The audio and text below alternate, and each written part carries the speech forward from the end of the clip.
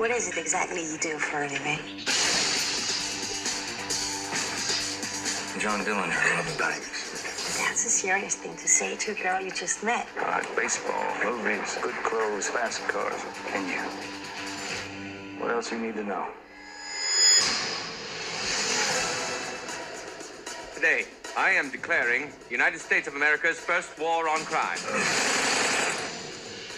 Your task will be to get John Dillinger. Are you up to that task, Agent Purvis? Absolutely, sir. We are pursuing hardened killers. Play a game, Mr. President. It's called Spin the Dial. That's your money, mister? Yes. We're here for the bank's money, not yours. Put it away. The whole country thinks you're a damn hero. Robbing banks is getting tougher. We're having too good a time today. We ain't thinking about tomorrow. Yeah, well, you ought to. Johnny! Put some clothes on, miss. They're extraditing you. Where to? Indiana. Why? I have absolutely nothing I want to do in Indiana. Johnny, how long did it take you to go through a bank? About 1 minute, 40 seconds. Flat. Well, here's a man who killed Pretty Boy Floyd. The only way that you would leave a jail cell is when we take you out to execute you. Well, we'll see about that. John Dillinger has given us a second chance to get John Dillinger. He could be anywhere. Where are you going? Anywhere I'm on. We're too good for them. They ain't tough enough, smart enough, or fast enough. I hit any bank I want anytime. They got to be at every bank, all the time.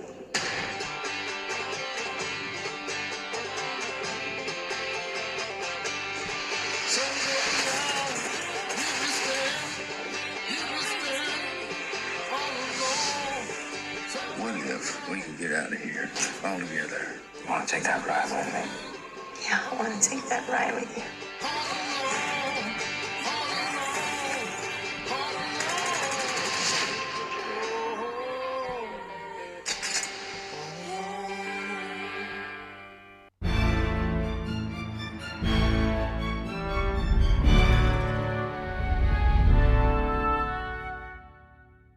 Hello and welcome to the pod. It's Film Club time and today it's Public Enemies. Joining me again is Tim Hewitt. Coming up day after tomorrow, Bonnie and Clyde in a crime movie double bill. Next month's Film Club is Schindler's List. Roger Moorhouse joins. But until then, I'm going to hand you over to Tim and I talking Public Enemies. The Michael Mann movie starring Johnny Depp, Christian Bale and Marion Cotillard.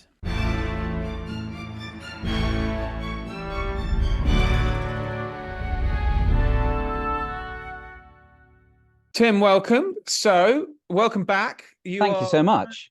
You're returning because you were actually substituted. I was, yes. Episode. Yeah. But I'm glad you found a replacement. Yes, a very good replacement. A suitable. And for listeners, before you all think, oh my God, we're back to the boring old partnership. And next month, we will all three of us, Roger Moorhouse, who was on for Conspiracy, will be joining Tim and I to talk Schindler's List. So I'm afraid we will be delving back into that horrific subject of the Holocaust next month in March.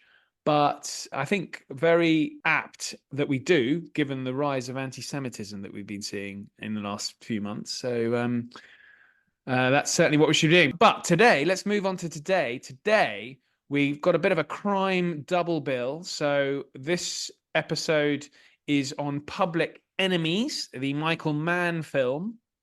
And then a day after tomorrow, it will be Bonnie and Clyde. So it'll be a double bill. And these are the February Film Club. We're doing a double bill because we're very generous. And these two go very well together. And in actual fact, the first film that we're discussing, Public Enemies, Michael Mann, that is, Tim, that is based on a book that actually includes Bonnie and Clyde, but they chose not to use the Bonnie and Clyde storyline in Public Enemies, in the film Public Enemies, which is basically the story of John Dillinger. Not to be confused with Public Enemy with James Cagney. No. It was made a long time ago. Exactly. Yes, this is in colour, made in 2009. And as you said, Michael Mann. So it's, you know, he's known for, well, his probably most I don't know if it's most famous, but Heat, big heist movie. Yeah, that's kind of everyone's favorite cult classic Michael Mann film. I differ slightly. I know this is sacrilege to people in the film industry, but my personal favorite Michael Mann film is, in fact, a film called, which I think I will plug to be on this podcast, is The Insider, with Al Pacino and Russell Crowe, about the whistleblower in the tobacco industry, which I think is phenomenal. Yeah, that's with Russell Crowe as well. Russell Crowe, Michael Mann, Christopher Plummer, and Michael Mann's made actually quite a few. He made the first Hannibal Lecter film with Brian Cox. Yes, with Brian Cox, Manhunter, I think it is. Manhunter. Yes, Manhunter, who plays Hannibal Lecter, and he co-created Miami Vice, Last of the Mohicans. He directed Last of the Mohicans, and then he directed the film Miami Vice, which is a bit underrated. I think it's actually quite good in my opinion. Yeah, it's really good. And he did this, Public Enemies, obviously, and he did a great film, I think, with Tom Cruise called Collateral. That is very good. A great film. I think it's really good. Yeah. Okay. I think Tom Cruise is very good in it. He's cast against type, playing the bad guy. Yeah. And I think he's really convincing, and I think it's a really good film. It's visually really, really nice. I think he's got a couple of other movies of his. He made Ali. Yeah. With Will Smith. He was very good actually in that film. Yeah. But I didn't think the film was great like some of his other films.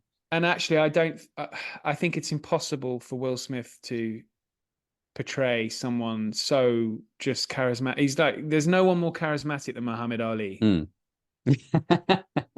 So Will Smith, I'm afraid, just yeah. Well, now, now post a certain slap, he's definitely not that charismatic. No. He's put on a bit of weight as well. It's all a bit depressing. Anyway, let's get on with Public Enemies. Now, this is starring Johnny Depp as John Dillinger, the notorious bank robber. And Christian Bale as Melvin Purvis, the guy on his tail. So this is sort of A-list casting. Yeah. And then Billy Frechette is played by Marion Cotillard. She's the love interest of Dillinger. And this is a true story, of course. Otherwise, it wouldn't be on the Aspects of History podcast. And this is all about... So just for listeners' sake, this is just setting the scene. This is the early 1930s. And we've had the Wall Street crash, which then brought on the Great Depression. And so there was a huge amount of poverty throughout the United States. And so these bank robbers, such as John Dillinger, Babyface Nelson, Pretty Boy Floyd, and Bonnie and Clyde, they all kind of epitomized, I guess, they became very popular, or at least caught the public imagination. And so because they were obviously sticking it to the man, I suppose, I think Dillinger was presented as some kind of Robin Hood figure, in that he stole from the rich. I think semi-Robin Hood. He stole from the rich, but he didn't get around to giving it to the poor. Not quite. No. But they were sort of a celebrity status. Because of, I mean, I've always wondered how much were outside the Depression, was there a marked decrease in the amount of bank robbers, or they've highlighted as being particularly special during the Depression, and the Depression is the excuse? Well, it's very poor. Everyone, it was almost like they had no choice. This is what they did. Or are these people just pretty vile people and would have robbed banks no matter what? Well, I think it's actually a bit serendipitous because you have the Great Depression. I think you get the rise of newsreels, which is actually shown in the movie, where they go to the pictures, to the theater, to watch the news. And so you're getting that rise of mass media. And then you've got this, I don't know about you, I've always found going into a bank and robbing a big multinational corporate entity quite romantic. Yes. And I'm not talking about shooting, the poor old bank teller or the or even or the customer, but just the whole general, it's the courage and the just the complete outside the norm. I don't know. Yeah, you may be right. That's why maybe we get a thrill every time we see a bank robbery in a film. Heist movies are just wonderful, aren't they? They're just brilliant. Oliver Stone actually took that idea even further in his film Natural Born Killers, where they're sort of revered and become media sensations, these serial killers. And it's kind of like maybe not really it's a very old concept. And as you can see from these guys, they were, I mean, Bonnie and Clyde, I think, were the same, had that same kind of celebrity status about them. In fact, I think we'll get to it with Bonnie and Clyde, but I think a bunch of fans, gather around a car to want autographs and photographs. Well, I think it helps if you look at pictures of Dillinger. I mean, he's a good looking guy. Yeah. And he was only 31, 32 as well, so he's young. Exactly. Yeah. Or I suppose you're a bit older. People grew up quicker in those days, but yeah, that's true. And this is just speaking about the performances. I mean, there are plenty. It really is. I think does this count as an ensemble cast for you, Tim? Because I think in some ways it does, because there's the gang, that involve. For example, one of my favorite character actors around today, who's Australian, Jason Clarke. He is great. I think we probably mentioned him in Oppenheimer. He's in a lot of character-led films. He's in Zero Dark 30, a Catherine Bigelow film, which is actually quite good with Jessica Chastain. He tends to play Americans, except there's also a great ensemble film called Everest, about the climb to Everest, where he plays a New Zealander, and he's one of the gang, along with Stephen Graham. Just to interrupt you there, Tim. He plays John Hamilton, Red Hamilton. Yeah, Red Hamilton. He was Dillinger's best friend. We've got Stephen Graham, who is making a name for himself playing mafioso Italian-American criminals, who plays Babyface Nelson, and David Wenham, who's a New Zealander, I think. He was in Lord of the Rings. He plays Harry Pierpont. Really good. It's Sean Bean's brother in Lord of the Rings. Exactly. Faramir. And I just had to mention Sean Bean. Yes, we always mention him if you can. And Stephen Dorff, who's I think a really good character actor as well, who's in this. I think it could be an ensemble at a lot of points of the film. I mean, there's a lot of concentration, obviously, on Dillinger and his relationship with Marion Cotillard. And Giovanni Ribisi pops up, who I think is a great character actor. A lot of people will know him as Phoebe's brother in Friends, but he's a great actor. He's a great straight character actor. Yeah, he plays the medic in Saving Ryan. One of the best death scenes in that film. He does it so well. I mean, he does it so well. He's brilliant. Bill Camp. Now, film was made in 2009. Bill Camp's, you see a lot more of him now. He's a great character actor. And there's a very brief early role from Channing Tatum. Yes. As Pretty Boy Floyd. Yeah, Pretty Boy Floyd, who there's a great chase through a orchard that Christian Bale's on his heels. And Billy Crudup plays J. Edgar Hoover, who's very good. So it's got a really good kind of character cast, I think. Indeed. So, but this is really a Johnny Depp film. Yes, I mean, of course. I mean, he sold the film. He's brilliant. And he's brilliant. He's brilliant in it. We were talking actually before where this was one of his last roles where he didn't play someone like just flamboyant, crazy, nuts, cartoonish with a strange voice. I thought Jack Sparrow is brilliant.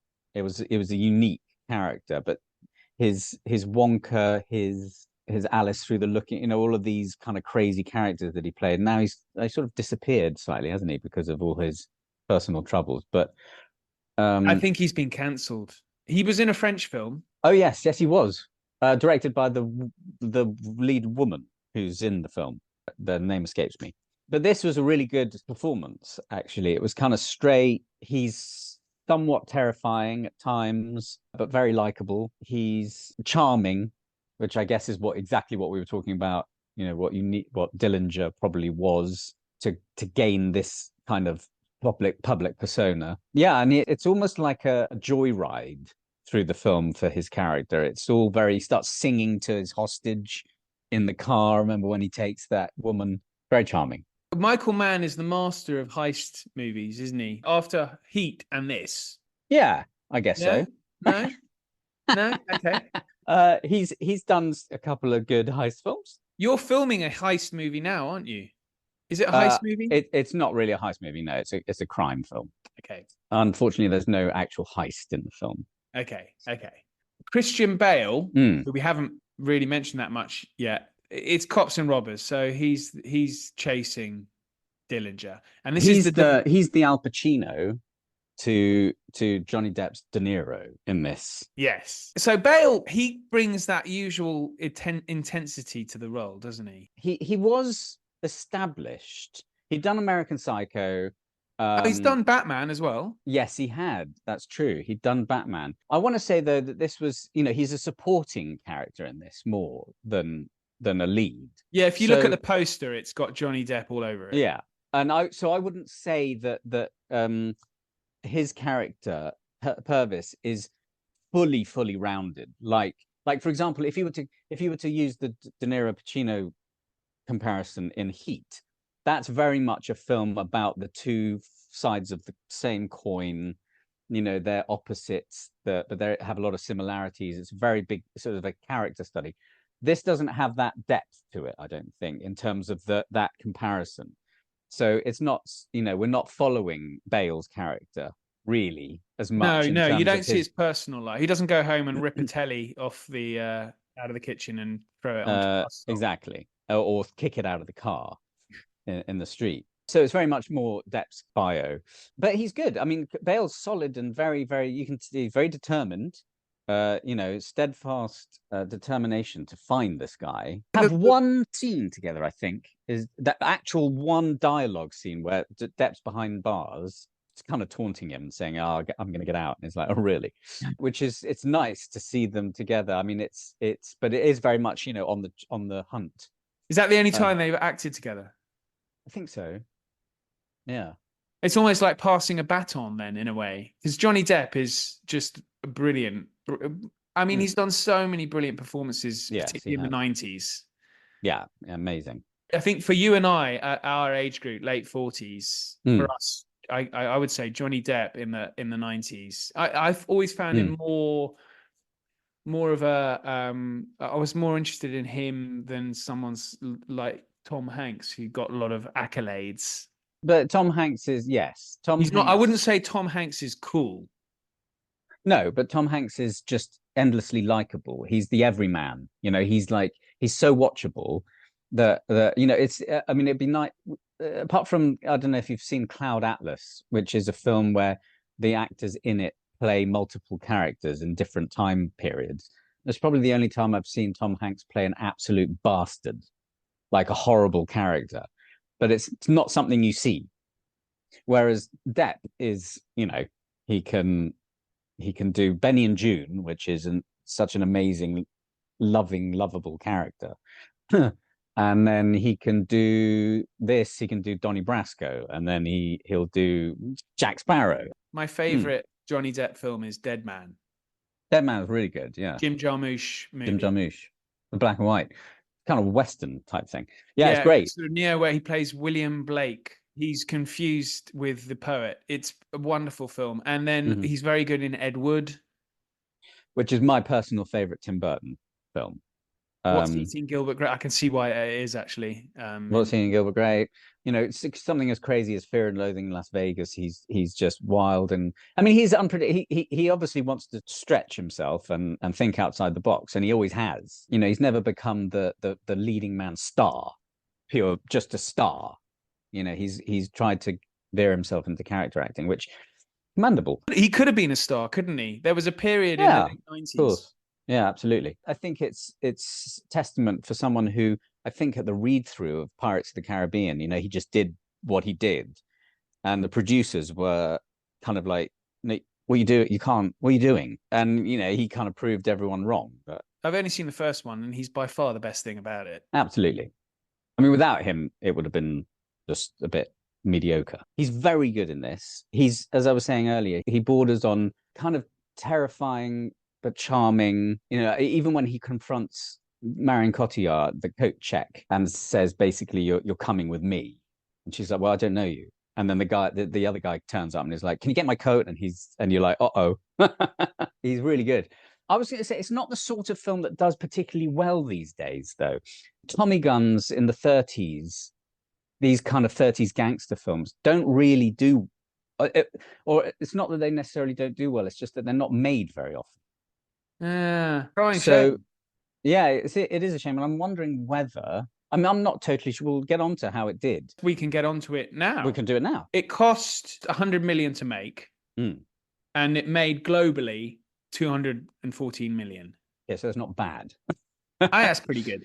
That's pretty good. I think Johnny Depp is a key ingredient there. Yeah. And Marion Cotillard, and Marion Cotillard, she's fantastic. It's a good example of maybe how it could work. I'm just not sure that a film like this with a lesser known cast would necessarily do particularly well. Yeah, it helped having Batman in it. Yes, that's very true. So Jack Sparrow and Batman, basically. But I think, we've mentioned Marion Cotillard, but I think she had just played Edith Piaf. And won an Oscar for it. Yeah. And which I don't know if any listeners have seen this, but I highly recommend. Yeah, it's really great. It's really good film. Yeah, she's quite wonderful in it. And it's I think this is pretty historically accurate as far as I can tell. I think there are certain things that they miss. They need to condense stuff, which I think is pretty reasonable. But if you have a picture, if you look at a picture of the three main cast members and then the people that they're playing, they look actually quite similar. So it is very well. It's obviously cast with that in mind. And I think Dillinger definitely, there's a resemblance with Johnny Depp. Johnny Depp described during the research, he looked into his family history and he says, I mean, you never know quite what to believe with Johnny Depp, because he's famously he traces Native American ancestry, so that's obviously very important to him. But he did mention that his grandfather or his great grandfather had a difficult life in the early 30s and had been convicted of a crime, or an uncle had been convicted of a crime. So he definitely felt that kind of I don't know if it was a rage or something, but it's at least a motivating factor behind these robbers. So Johnny Depp was obviously really into this kind of job. I was just thinking, actually, talking about historically, actually, there was a bit of trivia that I found out that the shootout at the lodge, when you're watching the film, you could go, "Oh, is this true?" Yeah, it looks like a set. It does, but the thing is that you go, "Oh, he gets away." Oh, that's in real life, maybe, no matter how iconic Dillinger is in the public persona, he surely have they taken license, because he could have died in that. I mean, everyone should have died. It's a crazy shootout, but of course he didn't. He got away. But what they found out apparently when they were shooting it was the date that the shootout took place was the same date they were shooting the actual scene, and I'm not sure that was deliberate. Well, it wasn't deliberate, because it was scheduling is a nightmare. So that's very historically accurate. Talking about a set, I have one thing, just going into the technical side of the film. There's one thing that slightly bothers me about it, that it's an artistic choice that Michael Mann made, is that I think it's his first film that he shot digitally. But I was going to ask you about this. So it looks like a sort of TV movie. Yeah, I was about to say there are certain shots more than others, but I don't mean the shots that he's taking. I mean the entire picture, color. Yeah, the texture. Yes, look a bit TV sometimes, but very much in that shootout. It's like to the point where I was like, "Oh, are there some shots they've done with an iPhone?" It's kind of and I don't know why, because it's period. And of all the things all the films maybe in the world you'd want to look beautifully cinematic is something in the 30s. Whereas, I don't know, I'm not sure about whether I like it or not. I watched this just, the weekend before we're recording now. So I watched it, and I think this would be the third or the fourth time I've seen it. Yeah. And doesn't bother me now. But when I first watched it, it gives it a kind of cheap look. Yeah. I agree. Which, And if the it thing cost is, 100 million to make, yes. Well, let's be honest. 25 of that probably Depp's salary. 15 or so is probably Christian Bale's. Marion Cotillard probably got about 10 or something. really, she should get. So she's just won Best Actress Oscar, and she's not Yes, on but the same but billing as the men. here we go. This is a different conversation that I'm on board with you. It's crazy, but I guess she doesn't have as much screen time as Depp, And she doesn't have the box office earnings under her belt that. well, yeah, I know. Maybe it's just, but proportionally, she should be paid. Yeah, she should be. She should be. I think she's billed above the title as far as I can. I've got the DVD actually here, but I think I'm agreed with you, of course. So I think we both. Well, she's on equal billing with Christian Bale. Okay. Right. So they should get the same. Yeah. Now, recently, I heard a complaint about. I think who was it? It was someone complaining that it was Samantha Morton complained about Minority Report. Now, if you remember Minority Report, sci-fi film, she spends most of the film in a bath, looking up at a ceiling and predicting occasionally the future. Yeah, so she's not got a big role, and she is. I was reading an interview the weekend where she complained that she didn't get the same salary as Colin Farrell in that film. Now that film was made in, I think, 2005, 04, I'd say. Spielberg. By then, Colin Farrell had a number of starring roles in Hollywood. Had he? SWAT, Tigerland. Yeah, but they weren't. Phone Booth. These films made a lot of money. I know, but had he done Phone Booth? I don't. Yeah, he had. Minority Report was very early in his career, wasn't it? Okay, but the thing is that Tigerland, yes, he was the lead, but was that a massive? That's what made him big. Because I thought Phone Booth cemented it. All right. Okay. So, and The Recruit, not forgetting The Recruit. Okay. So 2001. Which came after Minority Report. So he did Tigerland in 2000. American Outlaws 2001, Hearts War 2002. Then he did Phone Booth, Recruit, SWAT in 2003. And so he's got all those plus Daredevil. Then in between those, he does Minority Report. Well, Minority Report, I think, was done before Phone Booth. He actually did it for that was his first massive film. Filming Colin Farrell filmography. So Minority Report came. It doesn't have the list of his fucking. I've got on IMDb. Yeah, I prefer Wikipedia because it gives you details. But anyway, Oh yeah, fair enough. Okay, we'll just cancel all that. We'll just remove the whole thing. Yeah. Well, are you going to talk about Samantha Morton, or is it forget it? No, because it's irrelevant now. Okay, forget it. Although I still think he was a bigger star by then than her. Well, yeah, but that absolutely he was. But the thing is I don't think average Joe, when they were watching Minority Report, would go, "Oh, that's the guy from Tigerland." I don't think anyone really saw Tigerland that much. That's why when I remember vividly when Minority Report came out and Colin Farrell was in it, I was like, "Who's that?" Firstly, really? Who's that? Yeah, and secondly, I knew exactly who it was. Really? And it was like, oh my God, he got that film with Steven Spielberg plays the antagonist at that age. But the thing is, Samantha Morton did have a lot more to do when Cruise takes her out and takes her. Well, he carried her. Yeah, but then she's, she's doing a bit of acting. I mean, she was quite good. I think she was quite good. She's a bit. I think she's a bit overrated. I know she's just been given a BAFTA for Lifetime Achievement. I agree. She is a bit overrated. She's a bit weird. Yeah, I think that helps. But she grew up in a care home. Oh, really? Yeah. Well, now don't I sound like the bastard? Yeah. She's like, come on.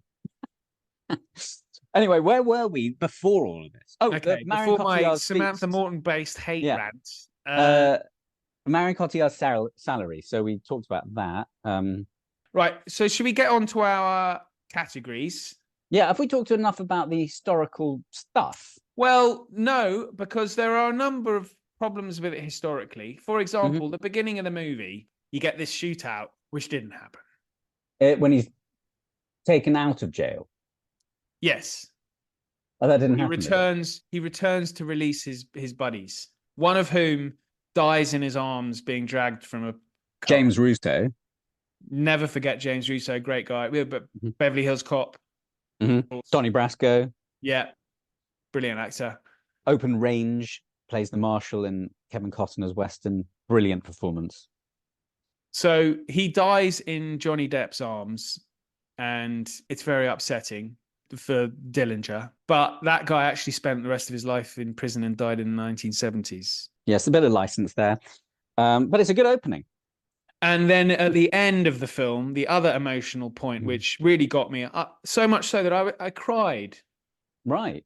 When at the end of the film, so I don't think this is a spoiler, the film's been out, John Dillinger, it was always going to end in his death, really. And we should talk a bit about the FBI's flagrant disregard of due process and the judicial process. Yeah. But anyway, Dillinger is effectively executed, leaving a movie theater, having just seen the Clark Gable film Manhattan Melodrama, a crime film starring Clark Gable. He's just left the theater watching that, having been affected by it. Anyway, he's then brutally gunned down, and as he's dying, the FBI agent who shot him leans down and listens to what he's whispering, and what they do get right is where he was shot and all that, and the number of times he was shot. That's all accurate. And then he whispers his last dying words, and the FBI agent lies to Melvin Purvis, played by Christian Bale, says, "Oh, I didn't catch what he said," but he did. And he returns to prison where Marion Cotillard is imprisoned, and he says, "I've come to tell you something." And he says that John Dillinger's last words were, "Bye bye, Blackbird." Very upsetting. I had tears coming down. I did. Who's the FBI played by Stephen Lang? Love Stephen Lang. Who's great. Yeah, whether that happened or not, we don't know. It didn't happen. No, didn't have. Of course not. But it's so the two. My point being, the two rather emotional parts of the film, the beginning and the end, where they kind of get you emotionally. It shows Dillinger has feelings. It's not a ruthless bank robber. It turns out that didn't actually happen. Yeah, it's a shame. But you need a bit of. Of course you do, but I bet you there are times. I don't know. This is where it's always difficult. But I bet you there are times in his life where he did show true emotion that. But I get it. It's a story arc. It's how the filmmakers have to do it. It's not a documentary. Well, the interesting thing is, talking about now, going back to his death. There was no attempt at capturing him. It was just kill him as soon as he comes out. Yeah, you get a lot of this in.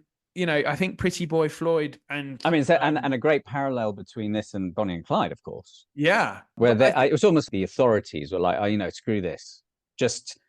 This has been going on for too long. Well, just a little bit of historical context is that this is before the establishment of a federal judicial system. Well, the Hoover was kind of on the rise, wasn't he? With it wasn't even called the FBI then. No, and they didn't have cross-state authority. And it's interesting because you get the mafia involvement played by Frank Nitti, played by Bill Camp. Bill Camp, yes, love Bill Camp. And Frank Nitti. He's played very accurately in this. Sharp-eared listeners may recognize the name Frank Nitti from the film Untouchables, Brian De Palma, where Frank Nitti is the right-hand man to Al Capone, who is thrown off a building by Elliot Ness, played by Kevin Costner. He plays a sort of different type of Frank Nitti. Like a really evil Frank Nitti. Well, I don't think the Frank Nitti of this film, of Public Enemies, is a nice guy. He plays a more accurate role in that he's a big boss. I think he took over Al Capone's organization whilst Capone was in prison for income tax evasion. And Bill Camp is explaining to this sort of lower down capo in the mafia that all these bank robberies are meaning that we're going to come under pressure from an organized federal police force, i.e. the FBI. So we've got to stop helping them. And that's very accurate and really well done. So this is like, so pre-FBI, but the fact that they, you know, that their plan was not to capture him. You know, it's almost like they've become sick of it. Yeah, it was all a bit tedious, all this police work. Let's just shoot it. Yeah, well, exactly. Same could be said with Bonnie and Clyde, because they knew exactly where they were going to be. Yes. If you look at all the characters that were part of Dillinger's gang, I think they all, part one, are killed. I think by all accounts, Babyface Nelson was a psychopath. And how much do you really want them to get him in this film? I mean, I like Stephen Graham, but, you know, he's the only character really in the film where I'm like, just please get him. Please just shoot him. But it adds to the romanticism. If Dillinger had then been put away for 30 years, it's not quite it's better to go out. Guns blazing. I mean, this is what is depicted in the film, where he's watching Manhattan Melodrama, and Clark Gable pretty much says this in the film, you know, better to have lived your life. And Depp looks at the screen and he sort of smiles to himself. Yeah, so I think there was a certain fatalism behind it for the bank robbers. The complete opposite of the way of when Johnny Depp plays Whitey Bulger in Black Mass, you know, who lives to whatever 90, however old he was, and then is killed in prison, horribly killed in prison actually. But and Whitey Bulger slipped away from the mafia scene in Boston and went to live in California. Yeah, it was for years. He was found, I think he was taking out the rubbish. Santa Monica, yeah. Yeah. On the FBI's most wanted. Yeah, I quite like that film. And the Depp, actually interesting performance, except he's doing a little bit of, you know, performing behind a character. But yeah, it's another discussion. Yeah, I mean, he's done that Blow. He's very good in Blow as well. Penelope. Similar kind of role. Right, okay, so let's do our scenes. The best, we'll start off with a Zapruder Award for best scene. Well, I mean, I had a few, but I loved the scene where he escaped from prison using the fake gun. Yeah. Which is true. He did carve the fake. That's very good. And in fact, I think I was doing a bit of research into it. Michael Mann said he managed to kidnap a lot more policemen than he did in the scene. But it just looks so unbelievable that they actually toned back the reality. Right. Which I think, you know, well done, Michael Mann. But so there's that scene. I think the bank robbery scene when he's first escaped from prison. After the first escape, he robs the bank with his sort of trusted lieutenants, jumps up, and I think repeats the line, or close to the line you see in Heat, which is, "We're after the bank's money, not yours." Yeah, not yours. Don't be a hero. I have a scene that's not actually with Johnny Depp in the scene, which is me too. Okay, which is when Bale goes and meets Babyface for the first time, where he's eating, and he's like, "I'm a shoe salesman," and you're like, this is a bit dodge. And then he goes out, and then Babyface Nelson kind of comes out and shoots the cop, and then he races out. It's a really tense scene. Yeah, a lot of tension there. Very good. I think I cried, so I'm going to have to mention the final scene with Stephen Lang, or where he repeats the last words of Dillinger, "Bye bye Blackbird." Okay.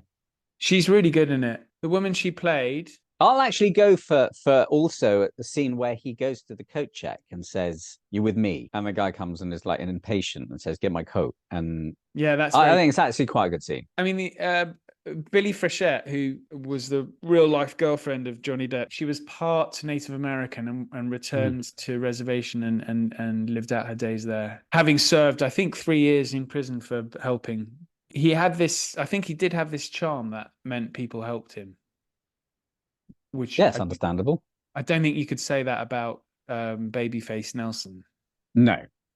Who makes an appearance in the Coen brothers' Oh Brother, Where Art Thou? Oh, yes, he does indeed. That's so true.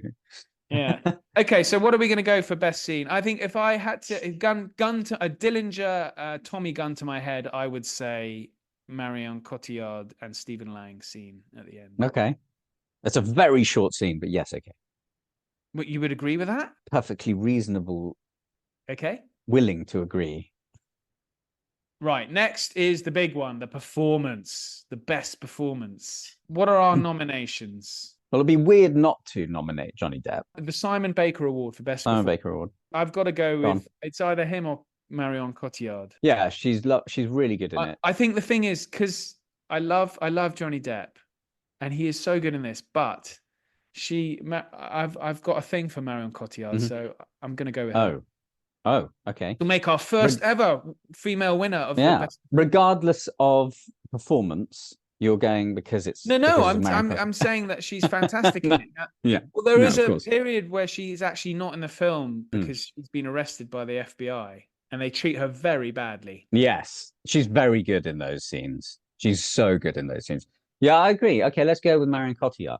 Exactly. That's what won the award for me when she's being tortured effectively by the FBI. Yeah, horrible. We forgot to mention that an actress that makes an appearance, a very small cameo role, is Carey Mulligan. Yes, she does. She was very not well known at that stage. I think it was early, sort of, I guess. Had she Okay. done an education? I think maybe, I can't remember the year. But yes, so Marion Cotillard. Okay, and then next we got the Argo Award for most inaccurate scene. Well, both the beginning and your favorite scene. Yeah, and then also the other scene we just talked about, the torture scene. She wasn't actually tortured. However, the FBI did behave very badly, and there were other detainees or people in custody who recounted acts of torture. But in terms of the actual event, I mean, the opening is blatant. Then, I from think what the you opening say, scene, whilst thrilling as it is and involves lots of machine gun fire, no one was killed in the breakout. And the prisoner who is killed, played by James Russo, died. I wouldn't say happily ever after. He was in prison, but died peacefully. So we'll go with the opening scene. Okay. Next, we got the Gary Oldman Award for Best Supporting Performance. So the nominations are Christian Bale, Stephen Graham, Jason Clarke. Yes, and going to be tricky. But then one actor who I think is really, really good is Branka Katic, who's a Serbian actress, and she plays the brothel owner who betrays Dillinger to the FBI, and she's very good in it as well. Oh, yes. She is very good, actually. That's tricky. I think Christian Bale, I'm not going to go with Christian Bale because it's a little bit of a... It's just doesn't stretch him. No. He's very good, his accent, but occasionally it feels a little... I've said with all due... I love Christian Bale. I think he's very good, but it's a little bit monotone sometimes. Just a bit on the same cadence, kind of same note. A late shout out for Billy Crudup as... I think Billy Crudup should be definitely in there because he's a really good actor. I don't know if he's doing a full-on imitation of Hoover, but he gets the essence of Hoover, I think, quite well. Yeah, I mean, Hoover. There's a very good scene in the Senate hearing where the senator embarrasses Hoover by asking if he's ever arrested someone. Yeah, it's a really good scene. Now, Hoover was embarrassed by the fact that he had never arrested someone, so much so that he asked to be taken to a operation where they were going to arrest their perpetrator. And he appeared last minute to enact the arrest just so he could then later say, I arrested someone. So this sort of staged arrest does highlight the ego and Hoover. Amazing he was in charge of the FBI for so long. Extraordinary, really. He was in charge of the FBI for 37 years. Yeah, it's crazy. And then 48 years if you include the predecessor of the FBI, which is just crazy. He had a lot of dirt on a lot of people. I'm vaguely veering towards Stephen Graham because actually it's quite a prominent performance and he dominates. And he dominates. I mean, it's such a colourful character that you kind of don't forget it. Yeah. Okay, we'll go with he's brilliant in it. He really is. So Stephen Graham. Right, and then so that just leaves our legacy rating. What's the legacy of Public Enemies? Interesting.